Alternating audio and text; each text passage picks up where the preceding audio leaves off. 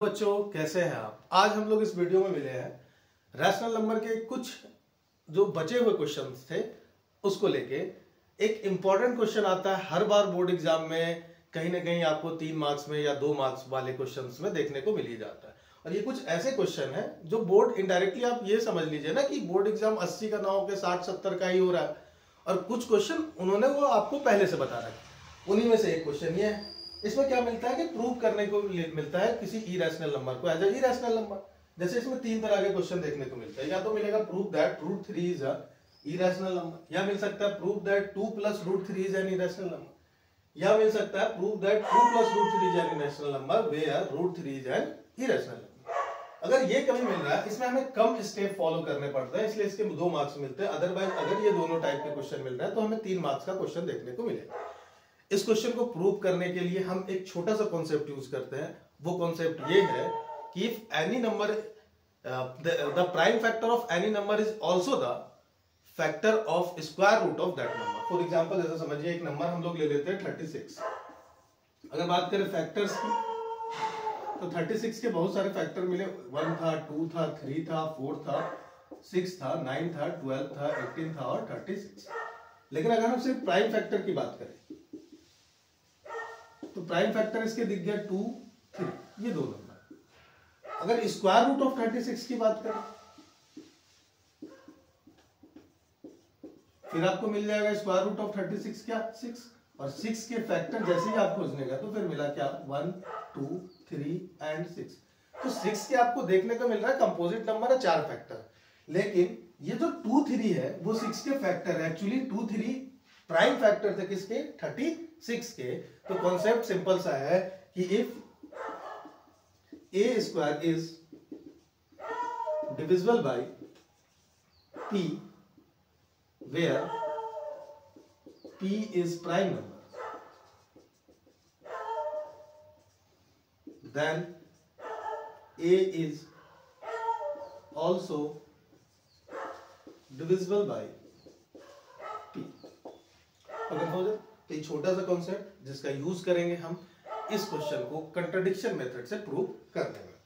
तो आइए चलिए हम लोग देखते हैं कि कैसे क्या क्या स्टेप फॉलो होंगे, और आपको बस उन्हीं स्टेप्स का यूज करना है। इसमें स्टेप्स के मार्क्स मिलते हैं और बहुत ज्यादा माइंड का यूज नहीं करना है। एक कॉन्सेप्ट जो लगना था वो यही कॉन्सेप्ट है, और इसके बेसिस पे हम लोग आइए देखते हैं कैसे प्रूव करते हैं। तो मान लो पहला क्वेश्चन है prove that √3 is an irrational number ना। तो इसको प्रूव करने के लिए हम लोग जिस मेथड का यूज किया उसका नाम है कंट्राडिक्शन मेथड। कंट्राडिक्शन मेथड का मतलब है विरोधाभास। आप कुछ माने और वो चीजें कहीं जाके गलत हो जाएंगी, इसका मतलब आपका जो अजम्पशन था वो गलत हो गया। आइए तो क्या मान लेते हैं, लेट हमें इसको इरेशनल प्रूव करना है तो हम इसका अपोजिट रैशनल मान लीजिए। Let √3 is a rational number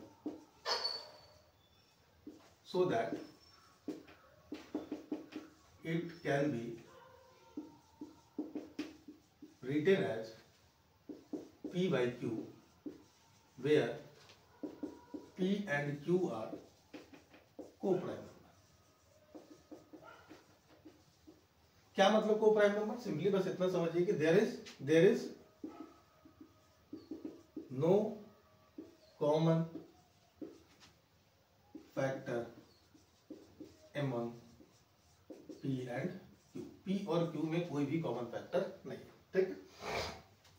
तो हमें दिखा क्या √3 is equal to p by q। काम क्या करना है, स्क्वायरिंग बोथ साइड। ये स्टेप 2 बार फॉलो होगा, स्क्वायरिंग बोथ साइड। अगर हम स्क्वायर कर रहे हैं तो नंबर कुछ ऐसा दिखेगा 3 is equal to p² upon q²। Further ये लिखा जा सकता है 3q² बराबर p²।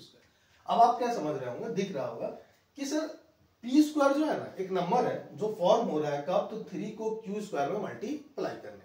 इसका सिंपल सा मतलब हुआ कि 3 फैक्टर है p² का, साथ में q² भी फैक्टर है किसका p² का। तो हम यहां से लिख सकते हैं, क्या लिख सकते हैं, 3 इज फैक्टर ऑफ p²। अच्छा, अभी हम लोगों ने जो कॉन्सेप्ट यूज किया कि अगर कोई प्राइम नंबर किसी परफेक्ट स्क्वायर का फैक्टर है तो वही प्राइम नंबर उसके स्क्वायर रूट का भी फैक्टर होगा। सो भाई हम लोग लिख सकते हैं, यहां मिला था 3 is the factor of p²। So 3 is also a factor of p। Factor of p, मतलब 3 p का भी फैक्टर होगा। अगर p का factor that means p can be written है, p को लिखा जा सकता है 3 इंटू कोई भी नेचुरल नंबर हो सकता है, हम लोग सपोज मान लेते हैं m, तो लिख दिए p is equal to 3m। ये हमारा इक्वेशन नंबर 2 और ये इक्वेशन नंबर 1 था। अब फ्रॉम अगर हम वैल्यू पुट कर रहे हैं इक्वेशन 2 का किसमें, इक्वेशन 1 में, putting value from equation 2 in equation 1, तो आपको देखने को मिलेगा जहां p लिखा हुआ वहां 3m लिख रहा है, तो ये 3q स्क्वायर और 3m का होल स्क्वायर, 3m का whole square that means 3m square, 9m square, ये 3 से कट गया 3। फिर दिख रहा है कि 3 को m स्क्वायर से मल्टीप्लाई करने पर रिजल्ट मिल रहा है q स्क्वायर, दैट मींस लिखा जा सकता है 3 is factor of q square, so 3 is also factor of q। अभी आपने क्या नोटिस किया कि q का फैक्टर 3 दिख रहा है, यहां 3 फैक्टर दिखा p का, मतलब जो 3 था वो p और q दोनों का फैक्टर बन गया।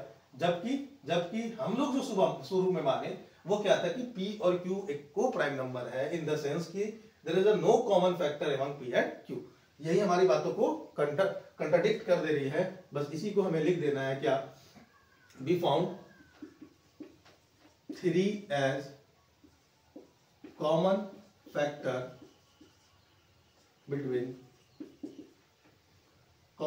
of p and q, so our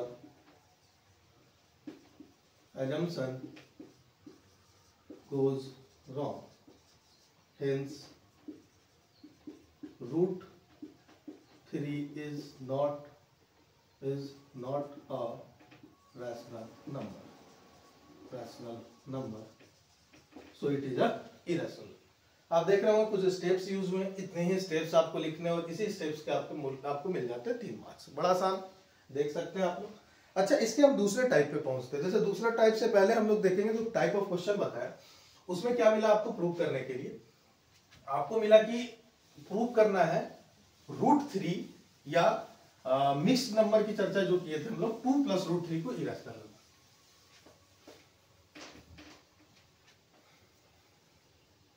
prove that 2 plus root 3 is an irrational.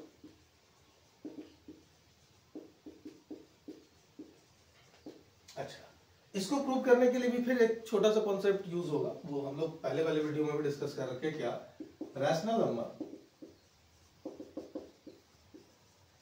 follow the closure property of addition, subtraction, multiplication and division। बस डिवीजन में एक एक्सेप्शन आपको बताए थे कि डिवीजन है नॉट इक्वल टू 0, मतलब अगर हम दो रैशनल नंबर को डिवाइड करें, ऐड करें, सब्ट्रैक्ट करें, मल्टीप्लाई करें, हर बार रिजल्ट क्या मिलने वाला है, रैशनल। ठीक है, तो आते हैं उसको प्रूव करने का सिंपल सा लॉजिक है, क्या, फिर से वही मानना होगा, let 2 plus root 3 is a rational number where so that it is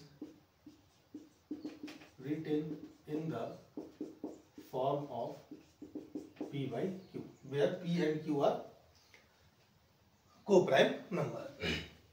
तो हम लोग लिखे 2 plus root 3 is equal to p by q। हमारा काम क्या रहेगा, हमारा काम रहेगा कि ऐसे जितने भी क्वेश्चन मिले उसमें आप सारी चीजों को ना, और यहां पर गिवन दे रखा था, क्या गिवन के नाम पे क्या मिला हुआ है, रूट 3 इज इरेशनल। तो हमारा हर बार काम रहेगा कि इरेशनल नंबर को छोड़ के, जो एग्जैक्टली इरेशनल पार्ट था उसको छोड़ के बाकी नंबर को इक्वेशन के दूसरे साइड ले जाना है। तो हम लोग लिख सकते हैं root 3 is equal to p by q minus 2। अब यहीं पे रहिए और आप ऑब्जर्व कीजिए कि सर p बाई क्यू कैसा नंबर, रैशनल, और 2 तो ऑलरेडी एक नेचुरल नंबर है, जान रहे हैं आप इसके बारे में, तो मतलब एक रैशनल है, दूसरा भी रैशनल है, और दोनों के बीच में काम किसका हो रहा है, सब्ट्रैक्शन का, दैट मींस इसका रिजल्ट ये क्या होगा, रैशनल होगा ना। तो हम लोग लिखे p by q minus 2 is a rational because क्या, तो rational number follow the closure property of subtraction, division, multiplication, so on. यहां से दिख रहा है कि ये क्या दिख रहा है, रैशनल, और ये पार्ट क्या दिख रहा है, रैशनल ना। तो here LHS not equal to RHS। क्यों? क्योंकि LHS कैसा था, इरेशनल। ये बात कहां से पता चली सर, ये तो गिवन है, और ये क्या है, तो भाई ये रैशनल है। So our assumption gone wrong. Our assumption gone wrong. Hence, 2 plus root 3 is a irrational number.